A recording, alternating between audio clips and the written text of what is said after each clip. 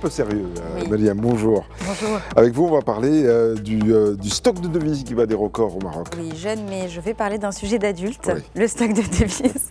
Et donc, le Maroc, aujourd'hui, n'a jamais eu autant de devises. Et selon le 360, les réserves de change ont atteint 431 milliards de dirhams fin octobre, un record absolu, soit une progression de 19,6% en un an.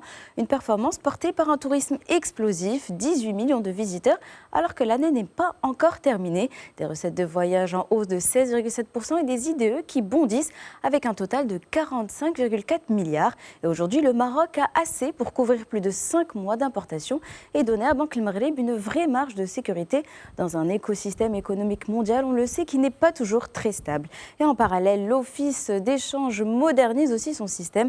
Comme l'explique le Novelis, il sera désormais possible d'acheter des devises par carte bancaire internationale directement sur les TPE des bureaux de change avec un débit en dirhams et une remise de devises en espèces ou via une carte prépayée en dirhams permettant ensuite d'en racheter, un peu technique mais pratique. Objectif, tracer les flux, réduire le cash, aligner le Maroc sur les standards internationaux et surtout fluidifier les opérations. Mais il y a une autre facette des mouvements de devises, le marché noir. Selon Express, les douanes marocaines ont reçu des alertes européennes sur des réseaux organisés transportant illégalement d'importantes sommes de devises via les aéroports marocains.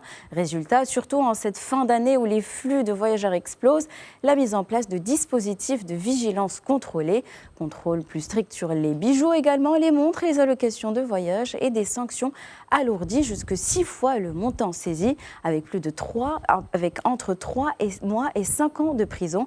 En bref, des réserves au plus haut, un système qui se modernise et un contrôle qui se renforce. Le Maroc gagne en puissance sur les marchés internationaux tout en veillant à ce que chaque mouvement de devise reste dans le cadre légal, évidemment.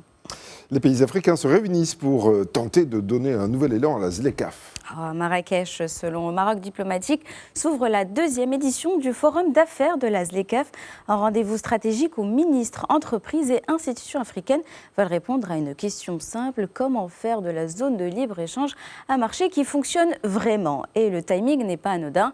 Le commerce intra-africain ne dépasse toujours pas les 15% des échanges du continent, loin derrière les régions européennes ou asiatiques.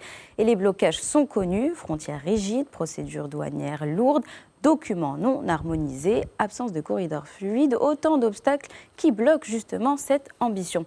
Et ce forum se tient dans un contexte de transformation plus profonde, celui qu'Africa News décrit comme la souveraineté narrative, cette volonté nouvelle de contrôler son image, ses récits et donc son attractivité économique. Et cette souveraineté s'appuie sur des vrais leviers, un boom du solaire qui devrait faire bondir les emplois verts de 23%, une IA qui pourrait peser 16,5 milliards de dollars d'ici 2030 et une diaspora de plus en plus active dans la création de valeur.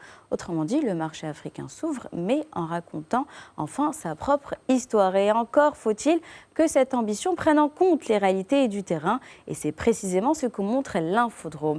La CEDEAO, comme d'autres blocs régionaux, avance à petits pas, mais avance quand même dans l'intégration du marché commun continental. Les chantiers se préparent et se multiplient. Harmonisation des systèmes douaniers, modernisation de l'information commerciale, formation pour les commerçants transfrontaliers, lutte contre les obstacles non tarifaires.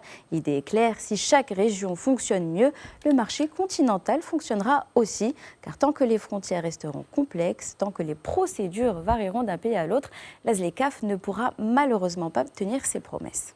La presse s'intéresse aussi au coût des migrations. Tout à fait. L'Organisation internationale pour les migrations alerte de nouveau.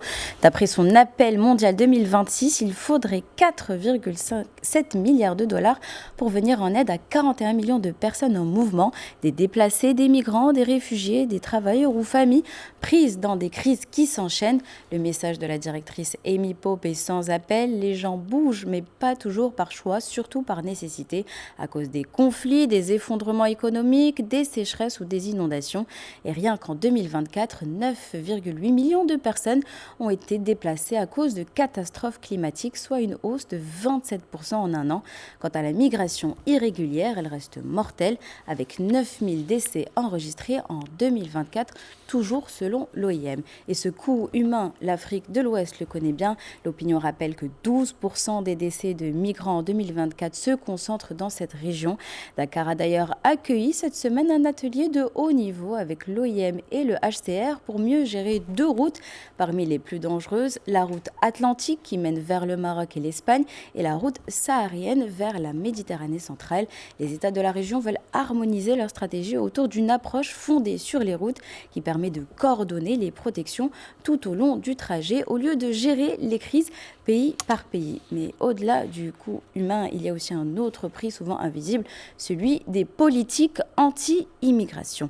Libération Maroc rappelle que les économies développées vieillissent à une vitesse fulgurante, alors que les pays du Sud, eux, voient arriver des centaines de millions de jeunes sur le marché du travail.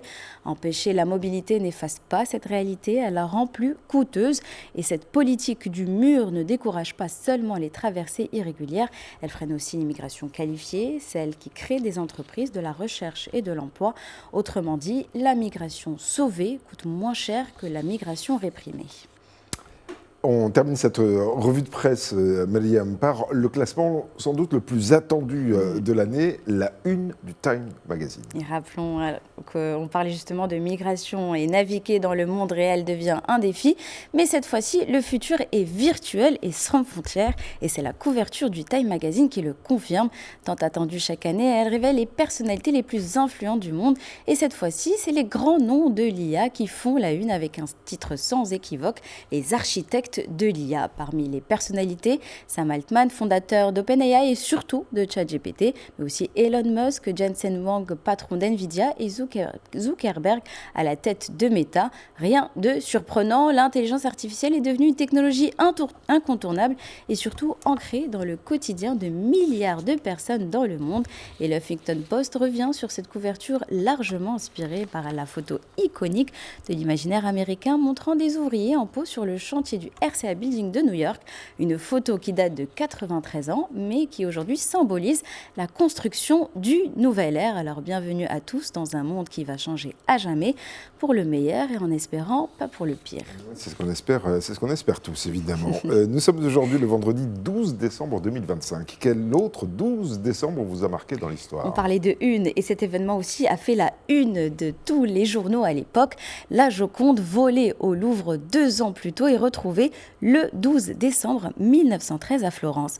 Le chef-d'œuvre de Léonard de Vinci est disparu en plein cœur de Paris en 1911, a refait surface dans la chambre d'un ouvrier italien, Vincenzo Perugia. L'histoire est digne d'un film. Perugia, peintre en bâtiment et ancien employé du Louvre, avait décroché le tableau en plein jour, glissé sous sa blouse, puis caché pendant plus de 2 ans dans un coffre en bois blanc au fond de sa petite chambre parisienne. Et son motif, une vengeance patriotique, rendre à l'Italie ce que Bonaparte lui avait volé, disait-il. Un argument qui fera sourire les historiens, car la toile avait été achetée par François Ier en 1518. Et la vérité éclate quand Perugia tente de la vendre à un antiquaire florentin. L'homme contacte les offices, un rendez-vous est fixé et le panneau de bois est déballé. Et là, plus de doute, c'est bien la Mona Lisa. Le voleur est arrêté, surpris qu'un acte patriotique puisse être puni. Et le 31 décembre 1913, elle rentre enfin à Paris, acclamée comme une star. Un rappel qu'avant d'être un sourire iconique, la Joconde a littéralement été la fugitive la plus recherchée au monde. C'est bien de le rappeler. Merci beaucoup, Mariam Kokaïna.